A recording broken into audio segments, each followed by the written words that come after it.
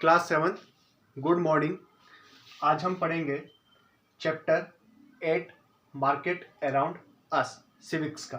ठीक है, इससे पहले हम लोगों ने इम्पोर्टेंस ऑफ मार्केट के बारे में पढ़ा था और साथ ही साथ में कि जो मार्केट है उसके क्या क्या लाभ होते हैं उसके बारे में पढ़ा, और जो types of market, wholesale market और रिटेल जो मार्केट है उसके बारे में हम लोगों ने पढ़ा था।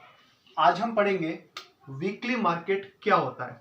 ठीक है, देखो वीकली मार्केट का मतलब ये होता है कि सप्ताह में कोई भी एक दिन, ठीक है, किसी विशेष स्थान पर क्या लगता है, बाजार लगता है। ठीक है, और उस बाजार के अंदर जो खुदरा व्यापारी है, ठीक है, या फिर जो होलसेलर है, ठीक है, वो सब आकर क्या करते हैं, अपना जो माल है, जो अपनी वस्तुएं हैं, वो क्या करते हैं, बेचते हैं। फल भी हो सकती है, सब्जी भी हो सकती है, ठीक है, आपके बुक पेंसिल यूटेंसिल्स के जो सामान है वो भी हो सकते हैं, बर्तन भी हो सकते हैं। ठीक है, और आपकी जो दैनिक आवश्यकताएं की जो वस्तुएं हैं वो सब उस मार्केट में होती है। ठीक है, इससे फायदा ये होता है कि जो वीकली जो बाजार होते हैं, ऐसे जो बाजार होते हैं उसमें जो व्यक्ति है, ठीक है, वो अपनी दैनिक आवश्यकता की वस्तुएं क्या करता है, खरीद सकता है। ठीक है, तो वीकली मार्केट का मतलब क्या हो गया, सप्ताह में एक दिन लगने वाला बाजार, और उस बाजार में जो सामान हमें खरीदना है, ठीक है, वो हम उस बाजार में जाकर क्या करते हैं, खरीदते हैं, और अपनी दैनिक आवश्यकता से संबंधित जो भी वस्तुएं हैं हम उस वस्तुओं को क्या करते हैं, वहां से खरीदते हैं। ठीक है, इसके बाद में आता है रिटेल सेलिंग। अब देखो रिटेल शॉप सेलिंग का मतलब क्या हो गया, एक तो खुदरा व्यापार जिसे हम क्या बोलते हैं, शॉपकीपर। ठीक है, अब देखो कि जो शॉपकीपर होता है, वो क्या करता है, सामान बेचता है। तो वो क्या करता है कि जो सामान वो लेकर आता है, ठीक है, उसमें से कुछ अपना प्रॉफिट उसके अंदर जोड़ देता है। ठीक है, और कुछ सामान ऐसे होते हैं जो मैन्युफैक्चर्ड होते हैं, उसमें रेट लिखी होती है और उस रेट के अकॉर्डिंग क्या करता है, वो अपना माल बेचता है। ठीक है, और साथ ही साथ में ऐसी वस्तुएं जिसपे कोई रेट नहीं लिखी होती है, तो उसमें क्या करते हैं, बार्गेनिंग होती है, तो ग्राहक क्या करता है, बार्गेनिंग करता है। ठीक है, बात समझ में। जैसे हम सब्जी लेने गए, ठीक है, तो सब्जी लेने गए तो हम बोलते हैं ना, जैसे कि भाई 20 रुपए किलो टमाटर है, चलो मुझे 15 में दे दो, तो क्या बार्गेनिंग होती है। ठीक है, तो उस बार्गेनिंग भी इस प्रकार की चलती है, किसके बीच में, आपके रिटेलर और जो कस्टमर है या कंज्यूमर है उसके बीच में। ठीक है, फिर इसके बाद में नेक्स्ट पॉइंट आता है रोल ऑफ रिटेलर्स, कि जो खुदरा व्यापारी है, जो शॉपकीपर्स हैं, जो मार्केट में माल बेचते हैं, ठीक है, उनकी क्या भूमिका होती है।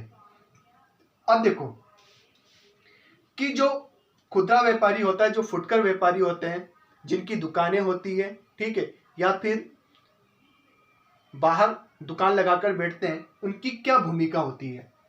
सबसे पहले इनकी जो मुख्य जो भूमिका है, जो रोल है, वो है link between producers and consumers, कि जो ये रिटेलर हैं वो क्या करते हैं, प्रोड्यूसर्स और कंज्यूमर्स दोनों के बीच में संबंध जोड़ते हैं।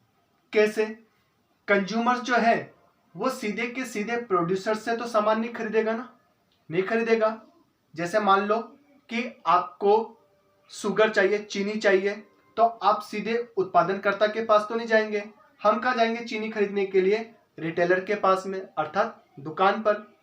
ठीक है, तो इस तरह से जो रिटेलर है वो प्रोड्यूसर्स और कंज्यूमर्स दोनों के मध्य में क्या जोड़ता है, संबंध जोड़ने का कार्य करता है। बात समझ में आई? ठीक है, नेक्स्ट पॉइंट है आपका अट्रैक्टिंग कस्टमर्स। नेक्स्ट क्या है, अट्रैक्टिंग कस्टमर्स। अब देखो कि जो खुदरा व्यापारी होता है या फिर जो होलसेलर होता है, ठीक है, अगर उसे सक्सेस होना है, ठीक है, तो उसे क्या करना पड़ेगा कि अपने ग्राहक को संतुष्ट करना पड़ेगा। यदि ग्राहक संतुष्ट होगा तभी रिटेलर या फिर जो होलसेलर है वो क्या होगा, वो क्या करेगा, प्रोग्रेस करेगा।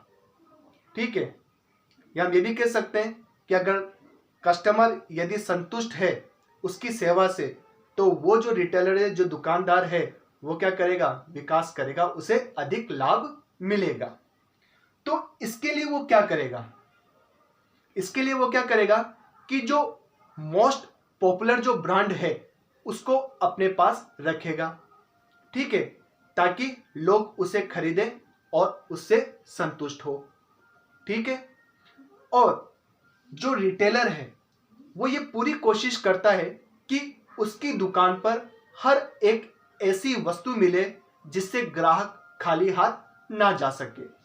इस चीज का वह विशेष ध्यान रखता है। अगर ऐसा नहीं होगा तो क्या होगा, धीरे धीरे ग्राहक उससे क्या हो जाएंगे, टूट जाएंगे। अगर खाली आ जाएंगे, अरे यार इसके पास तो ये सामान नहीं, इसके पास तो ये सामान नहीं, इसके पास हम क्यों जाए। तो जो रिटेलर होता है वो ये चीज जरूर ध्यान में रखता है कि उसके पास में प्रत्येक वस्तु हो जिससे कि जो ग्राहक है वो खाली हाथ ना जाए।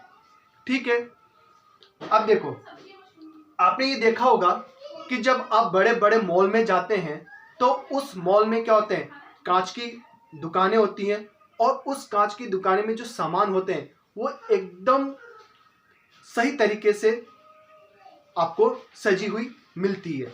तो हम क्या करते हैं, उस वस्तु के प्रति क्या होते हैं, अट्रैक्ट होते हैं और हम उस दुकान के अंदर चले जाते हैं। ठीक है, तो ये सबसे महत्वपूर्ण पॉइंट है आपका अट्रैक्टिव कस्टमर, कि कस्टमर को क्या करना है, हमें अपनी तरफ खींचना है। ठीक है, और कस्टमर अपने पास तभी आएगा जब हम उसे अच्छी सेवा देंगे या हम उसे संतुष्ट करेंगे। ठीक है, तीसरी जो बात आती है इसके अंदर, लोकेशन ऑफ शॉप्स, अर्थात दुकान की स्थिति, कि आपकी दुकान कहां पर है, ये आपका मेन पॉइंट होता है। ठीक है, किसी भी दुकानदार की सफलता के लिए, सक्सेस के लिए जो शॉप है, जो शॉप की जो लोकेशन है वो काफी महत्वपूर्ण होती है। ठीक है, यदि एक बाजार है, ठीक है, जहां पर काफी क्राउडेड है, काफी भीड़ भाड़ है, यदि वहां पर आपकी दुकान है तो वहां पर आपको लाभ ज्यादा होगा। ठीक है, यदि आपकी दुकान ऐसे स्थान पर है जहां पर लोग जा ही नहीं सकते, अप्रोचेबल है, ठीक है, अप्रोचेबल नहीं है, ठीक है, तो वहां पर तो आपको क्या होगा, घाटा होगा। तो क्या होना चाहिए, आपका ऐसे एरिया में शॉप होनी चाहिए जो क्या हो, अप्रोचेबल हो। ठीक है, बात समझ में? तो जैसे भीड़ भाड़ वाले इलाके में, ठीक है, पहुंच वाली जो स्थिति है वहां पर आपकी दुकान होगी तो आपको क्या होगा, ज्यादा प्रॉफिट होगा। ठीक है, और तीसरी जो मुख्य बात होती है, प्राइम लोकेशन। ठीक है, जो मुख्य स्थान है, ठीक है, जैसे कोई मार्केट है या फिर कोई रेलवे स्टेशन है, ठीक है, और या फिर कोई बस स्टैंड है, ऐसे स्थानों पे यदि आपकी दुकान होगी तो आपको क्या होगा, ज्यादा लाभ मिलेगा। तो लोकेशन ऑफ शॉप्स, बात समझ में आई? तो रिटेलर का क्या भूमिका है, यहां पर हम लोगों ने इसमें यह पढ़ा था। फिर इसके बाद में आपका जो नेक्स्ट हेडिंग आती है, काइंड ऑफ रिटेल स्टोर्स। ठीक है, इसे हम नेक्स्ट क्लास में पढ़ेंगे। ठीक है, okay student, have a nice day.